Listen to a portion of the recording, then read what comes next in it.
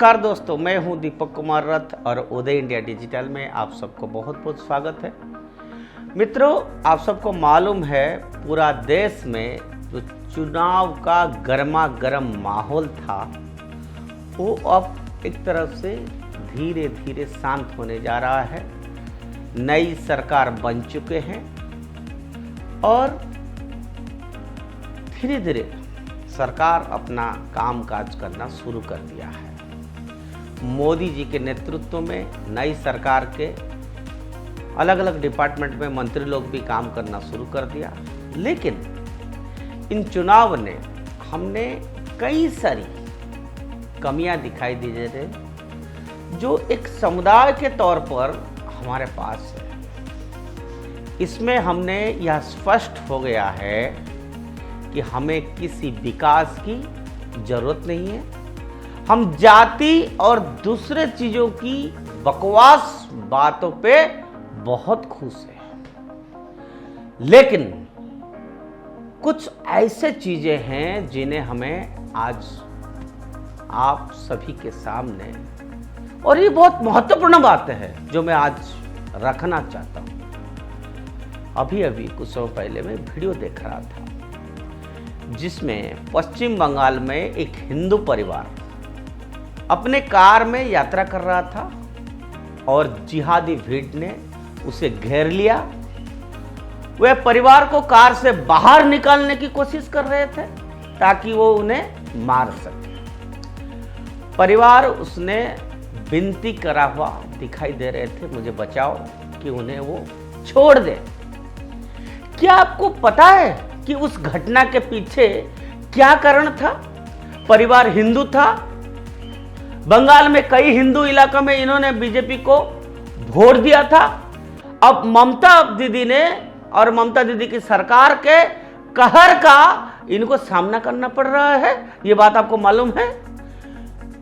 उनकी पानी की आपूर्ति काट दी गई है, उनका जीवन दयनीय हो गया है। टीएमसी कार्यकर्ताओं की आड़ में जिहादियों का हमला जारी है। आप सोशल मीडिया पर जाकर ऐसे ढेरों वीडियो देख सकते हैं। लेकिन यहां मुद्दा यह नहीं है। मुद्दा यह है कि ऐसे घटनाओं की दोषी कौन है, किससे जिम्मेदार मानुष इस घटनाओं का कारण हो सकता है। इन जिहादी तत्वों को या फिर नकली हिंदुओं को कुछ बातों को साफ साफ की दी जाए तो बेहतर होगा और देश को जानना भी चाहिए ये कौन करा रहा है, इसके पीछे किसकी कंस्पिरेसी जारी है। मित्रों, ये तो तय है कि किसी समय भारत में इस्लाम बहुसंख्यक हो जाएगा और गैर मुस्लिम लोग धर्म नष्ट हो जाएंगे। जब ये आपदा आएगी तो किससे दोषी ठहराए जाएंगे? किससे दोषी ठहराया जाना चाहिए? उदासीन हिंदुओं को या फिर मुसलमानों को? हम संख्याओं के पर नहीं जाए। अविभाजित भारत में भारतीयों की संख्या 100 करोड़ थी और ब्रिटिश नागरिकों की संख्या अपने चरम पर 75,000 थी। फिर भी क्या इससे भारत एक सदी के अधिक समय तक ब्रिटिश शासन में नहीं रह गया? भारत में 80% हिंदू है, लेकिन क्या इसमें भारत में सांप्रदायिक दंगे कभी रुके? चाहे 1990 का कश्मीर हो, 2002 का गोधरा, क्या मुसलमानों ने दोनों राज्यों में हथियार नहीं उठाए? जहां तक में वे बहुसंख्यक थे और दूसरे में वे अल्पसंख्यक थे, क्या वे इतने साहसी थे कि इस अनुपात के निचले हिस्से के होने के बावजूद बहुसंख्यक के ऊपर भी भारी पड़ गए हैं वो? दूसरा, क्या पाकिस्तान, बांग्लादेश और अफगानिस्तान बहुत पहले हिंदू बहुसंख्यक नहीं थे? वो इस्लामी कैसे बन गए? ऐसा हुआ क्यों? क्या कारण रहा कि वो हिंदू बहुसंख्यक से मुस्लिम बहुल हो गए हैं? ये चिंता का विषय है मित्रों। और तीसरी बात, भले ही हिंदुओं की संख्या 80 करोड़ हो, लेकिन उनमें से कितने लोग वास्तव में अपनी विरासत की रक्षा और भारत में हिंदू पहचान की रक्षा को प्राथमिकता देते हैं? उन 80 करोड़ में से कितने लोग जानते हैं कि हिंदू धर्म क्या है, या भारतीय मुसलमानों को या ईसाइयों को बिल्कुल अगर देखा जाए तो वो विपरीत है, जो नियमित रूप से अपनी कमाई अपने धर्म को आगे बढ़ाने के लिए दान करते हैं और मदरसा और कन्वेंट के माध्यम से व्यवस्थित रूप से धार्मिक शिक्षा प्रदान करते हैं, जबकि हिंदुओं का गुरुकुल आज गायब हो गया है।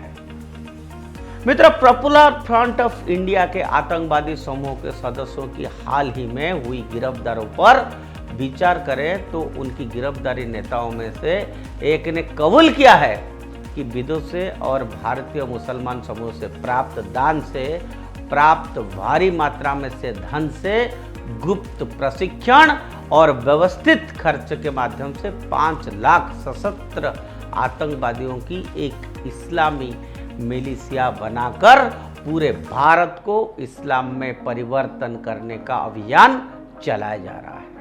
आप कल्पना कर सकते हैं कि भारत की धरती पर 5 लाख इस्लामी आतंकवादी भारतीय पुलिस का क्या हाल कर सकते हैं। आप सोचिए कि क्या भारतीय पुलिस सक्षम है ऐसे मिलिशिया को हैंडल करने की, कंट्रोल करने के लिए? किसको बुलाया होगा? सेना को? इसमें भी क्या होगा? इसमें यह होगा कि भारतीय सशस्त्र बल को सीमा मुद्दों को छोड़कर आंतरिक सुरक्षा पर ध्यान केंद्रित करने की मजबूर किया जाएंगे, जिससे सीमाएं भी हमारा कमजोर हो जाएंगे। हिंदुओं को इस स्वप्नो लोक में रहना पसंद करते हैं कि वे भारत में बहुसंख्यक है और कोई भी उन्हें छू नहीं सकता है। हालांकि हमें यह समझना चाहिए कि हम बहुसंख्यक नहीं हैं। हम 2 कारणों से अल्पसंख्यक हैं मित्रों, आंतरिक और बाह्य। अब आंतरिक कारण क्या है कि हिंदू जाति, पंथ, संप्रदाय, क्षेत्र, विचारधारा, एजेंडा, निहित स्वार्थ, ये सारे मामलों में पूरी तरह से हम विभाजित हैं और ये हमको कमजोर करता है। और बाहरी तत्व, हम चारों तरफ से इस्लामी बहुसंख्यक देशों से घेरे हुए हैं, जैसे कि पश्चिम में Pakistan, Afghanistan, Iran, Saudi, UAE, Bahrain, Qatar, तुर्की, कुवैत आदि। पूर्व में कौन है? मलेशिया, इंडोनेशिया, दक्षिण में मालदीव और उत्तर में विभिन्न चीनी मुस्लिम समूह, चेचनिया, कजाकिस्तान आदि, जो युद्ध होने पर हमारा समर्थन नहीं कर सकते। यदि ये सभी मुसलमान राष्ट्र एकजुट हो जाते हैं और गजवे हिंदी के उद्देश्य से प्रति निष्ठा शपथ लेते हैं, पूरे भारत से होकर गुजरने वाले एक इस्लामी सिल्क रूट जो कि सभी मुसलमान देशों के लिए आर्थिक लाभ का है और उन्हें तुर्की से मलेशिया तक फैली लंबी इस्लामी सल्तनत के साथ एक वैश्विक शक्ति में बदल सकता है। तो हमारे लिए इससे निपटना एक बहुत बड़ी कठिन चुनौती होगी मित्रों। अब एक बात बताइए कि हम कितने साल तक इन हमलावरों की गुलामी करने पड़ेगी? हम कब जवाब देंगे? हमें तलवार या बंदूक से नहीं बल्कि अपने वयस्क मताधिकार से लड़ना होगा। हमें ऐसे सरकार चुननी होगी जो इन सब का ख्याल रखे। लेकिन हम क्या करते हैं मित्रों? ये सोचने वाली विषय है कि हम क्या करते हैं, हिंदू क्या करता है। हम जाति में बढ़ जाते हैं, मुफ्त की चीजों पर जीव लपलपाते हैं और ऐसे लोगों को वोट देते हैं जो ऐसे क्रूर ताकतों को अग्रदूत है। सोचो जरा, मेरे हिंदू भाइयों को इसके ऊपर सोचना पड़ेगा। मैं सोचकर कांप उठता हूं कि मेरे बच्चों का क्या भविष्य होगा और इसके बाद भी तुम कुछ नहीं करोगे तो भगवान ही हमें बचा सकता है, हम अपने आप को नहीं बचा सकते हैं। यही आज का विषय है मित्रों। ऐसे चिंताजनक विषय हम आपके सामने बार बार रखते हैं, क्योंकि ये विषय हमारा आंतरिक सुरक्षा से जुड़े हुए हैं, हमारा अस्मिता के उससे जुड़े हुए हैं, हमारे इतिहास से जुड़े हुए हैं, हमारा युवाओं की भविष्य के ऊपर जुड़े हुए हैं। ऐसे बात को मित्रों आप जरूर ध्यान दें और ये बात आप अपने परिवार लोगों को, परिजनों को जरूर सुनाइए। और ऐसे बातें सुनने के लिए आप उदय इंडिया से जुड़े रहिए। उदय इंडिया सब्सक्राइब करिए। आज के लिए इतना।